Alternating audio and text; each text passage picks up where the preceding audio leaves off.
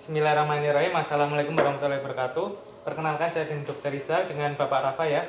Baik Bapak Rafa, berdasarkan keluhan Bapak Rafa di sini nanti saya akan melakukan pemeriksaan di daerah telinga Bapak, hidung sama tenggorokan serta leher ya Pak. Apakah Bapak berkenan sebelumnya? Ya. Berkenan, karena ini nanti mungkin sedikit mengganggu ya, nggak apa-apa ya Pak? Nggak apa-apa, Bapak duduk terlebih dahulu. Saya siapkan alatnya, ada otoskop, lampu kepala, ada spekulum hidung di sini, ada juga tang spatel. Oke. Sebelumnya saya cuci tangan terlebih dahulu.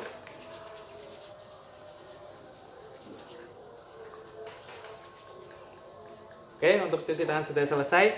Kita lakukan pertama kali pemeriksaan telinga. Untuk kaki kanan bertemu dengan kaki kanan pasien antara bisa seperti ini, bersinggungan. Kita hidupkan terlebih dahulu. Kita menghadap ke sana Pak. Cukup kotor ya Pak, dan telinganya Pak ini Pak. Oke, ya, saya periksa terlebih dahulu telinganya mulai dari auricula, preauricula dan retroauricula. Untuk preauriculanya ini telinga kanan tidak ditemukan hiperemis, tidak ditemukan adanya kelainan kongenital juga, tidak ada fistel, tidak ada preauricula, tidak ada mikrotia, tidak ada daun telinga yang atresia juga. Lalu retroauricula tidak ada abses, tidak ada fistel. Selanjutnya, Pak ini nyeri nggak Pak? Nyeri tekan tragus? Nyeri nggak Pak? Enggak ya Pak? Tidak nyeri. Nyeri tarik auricula? Nyeri nggak Pak? Tidak nyeri. Selanjutnya nyeri tekan mastoid atau retroauricula, saya tekan. Selanjutnya nyeri ketok mastoid. Nyeri nggak Pak? Tidak ditemukan. Selanjutnya dilakukan pemeriksaan juga pada telinga bagian kiri seperti itu. Nah, selanjutnya setelah pemeriksaan telinga bagian luar, kita lakukan pemeriksaan telinga bagian dalam menggunakan alat otoskop. Kita matikan dulu lampu kepalanya, kita hidupkan otoskopnya. Kita hidupkan, setelah itu pegangnya seperti kita memegang bolpen seperti ini. Nah, oke, kita tarik telinganya ke atas dan ke belakang seperti ini Pak, bisa melihat ke sana. Oke, kita masukkan, nah seperti ini.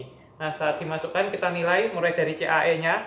CAE-nya kita nilai ada hiperemis atau tidak. Ada hiperemis atau tidak.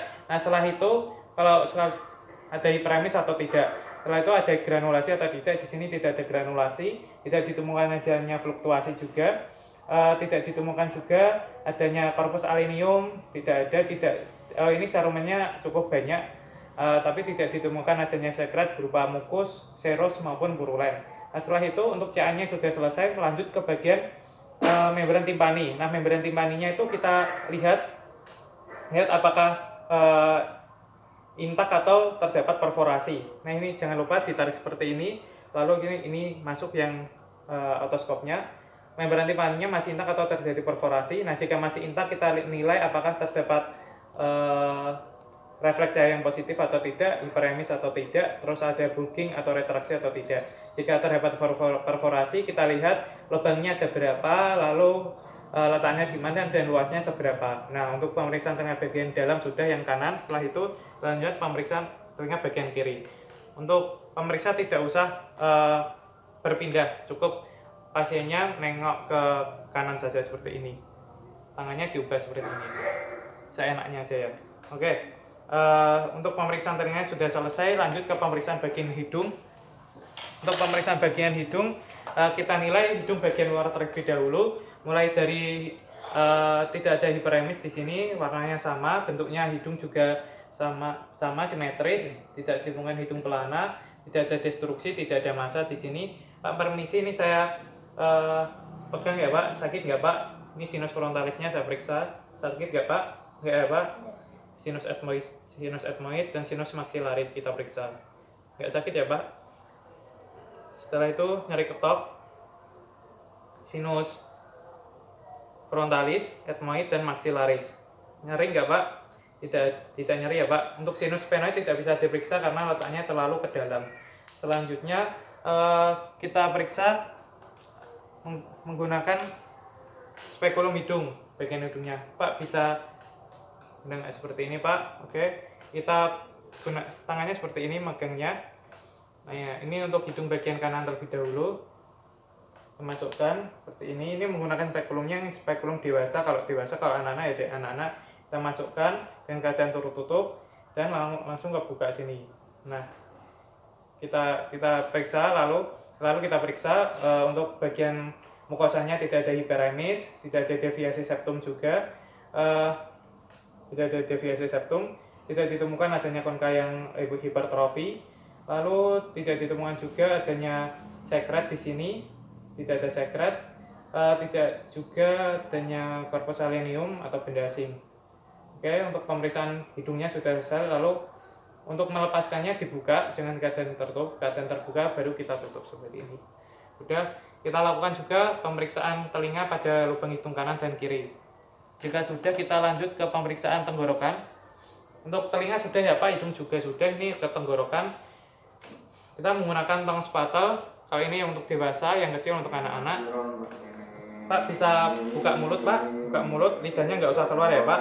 Yang lebih jelas. Nah ini kita tekan 2/3 antrian seperti ini. Mohon maaf Pak, ini nanti sedikit mengganggu, agak ingin seperti kak muntah tapi ditahan ya Pak. Nah seperti ini. Nah kita lihat bagian mukosa. Kita lihat bagian lidahnya tidak ada beselahnya, tidak ada putih-putih, tidak ada hiperemis. Untuk warnanya juga sama, bentuknya juga baik. Untuk ini giginya tidak ada karies. Nah kita perlu periksa juga gigi bagian atas, premolar dan molar, rahang atas kita periksa. Kalau terjadi berlubang, terjadi karies, kemungkinan juga terjadi sinusitis maksilaris. Setelah itu kita lihat juga daerah mukosanya tidak ada hiperemis, tidak ada ulkus, tidak ditemukan adanya massa. Selanjutnya uvulanya kita periksa, kanan dan kiri simetris, terletak di tengah di sini uvulanya, tidak di pinggir. Kalau di pinggir kemungkinan terdorong karena adanya hipertrofi pada tonsil, juga bisa terjadi karena hiperemis pada terjadi kerusakan saraf pada nervus 9. Nah setelah itu kita periksa juga daerah tonsila palatina bagian atas, kanan dan kiri simetris, tidak hiperemis. Lalu kita periksa pilar anterior posterior, tidak ada hiperemis, kanan depan dan belakang juga simetris. Selanjutnya periksa tonsilnya ini sedikit membesar, T1 ukurannya, tidak hiperemis. Ini hiperemis T1, tapi kritennya tidak melebar di sini dan tidak ditemukan adanya destruksi. Oke, selanjutnya saya periksa bagian yang ini selesai Pak, orofaringnya. Nah orofaringnya ini tidak ada hiperemis, tidak ada granulasi di sini, terus tidak ada pos nasal drip. Nah selanjutnya ini sudah selesai Pak, saya keluarkan. Baik, terima kasih Pak. Saya periksa bagian lehernya. Permisi ya Pak, saya periksa bagian lehernya. Kita lihat terdapat pembesaran panjang fetal bening atau tidak dari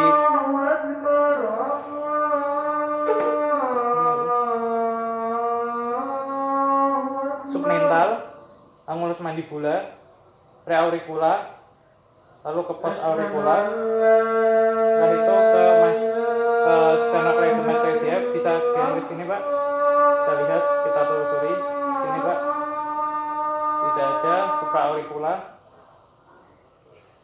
ini ada, tidak ada. Oke, jika terdapat pembesaran kelenjar limfe, kemungkinan itu limfenya sudah lebih dari 1 cm. Nah kalau terdapat pembesaran kelenjar limfe, kita nilai mulai dari letaknya di mana, preauricula atau postauricula atau mana, itu kita lihat. Terus warnanya juga kita lihat, warna hiperemis atau sesuai dengan warna kulit. Lalu ada fluktuasi atau tidak, terus ditekan kayak gini, sakit apa enggak, kayak gitu. Lalu kita lihat mobil atau tidak. Kalau sudah tidak mobil, terjadi fiksasi, berarti sudah terjadi metastasis di daerah sekitarnya. Lalu kita lihat juga ukurannya itu sebesar biji apa, biji salak, kita umpamakan seperti itu, atau biji salak, biji jeruk kayak gitu. Setelah itu kita rasakan permukaannya halus atau tidak. Oke, untuk pemeriksaan keseluruhan sudah selesai, mulai dari telinga, hidung, tenggorokan sama leher. Terima kasih atas kerjasamanya Pak. Saya setelah ini nanti saya menyampaikan hasil-hasilnya ya Pak. Oke, terima kasih. Apakah ada yang ditanyakan? Tidak ada. Assalamualaikum warahmatullahi wabarakatuh.